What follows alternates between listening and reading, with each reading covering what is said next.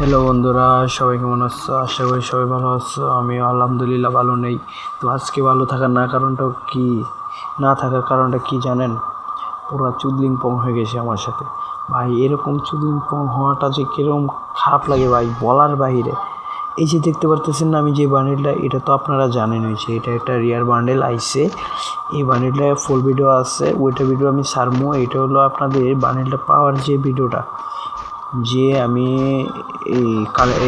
এখান থেকে লাখ রয়্যাল থেকে আমি স্পিন মাইরা যে বার করছি, ওই ভিডিওটা কাটিং করে রাখছি। ওইটা হলো দিনের বেলা সারমু বা কালকে সারমু।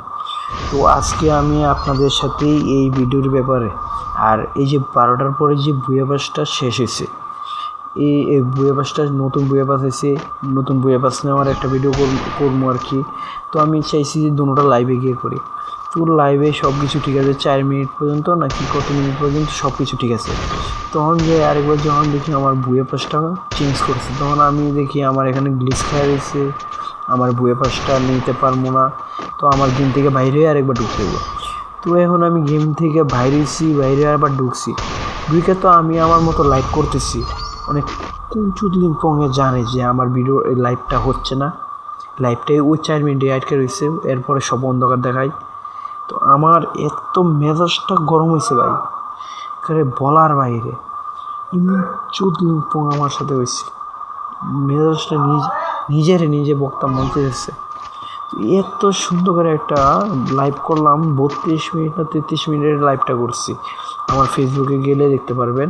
তো প্রথম 4 মিনিট দেখবেন সব কিছু ঠিক আছে, পরে যে আমি অন্ধকারে হারাই হই, এত গরম হয় মেজাজটা বলার বাইরে।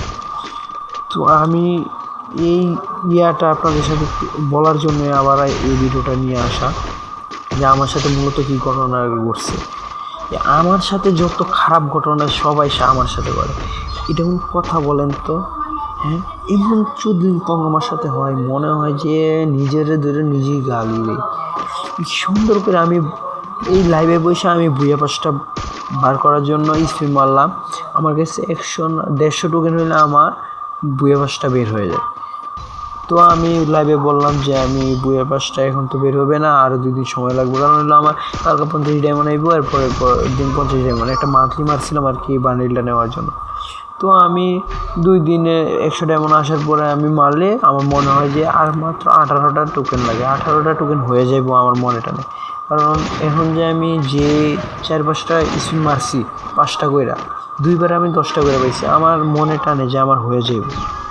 তো এই যে আমি সুন্দর করে ভিডিওটা করছি, ভাবছিলাম যে আপনাদের সাথে আরেকবার ভিডিওটা আমি চেঞ্জ করে আবার দিব কাটিং কইরা, যে ইয়াতে লাইভ থেকে কাটিং করে আপনাদের আবার দেখাবো আলাদা করে বুয়া পাস নেওয়াটা।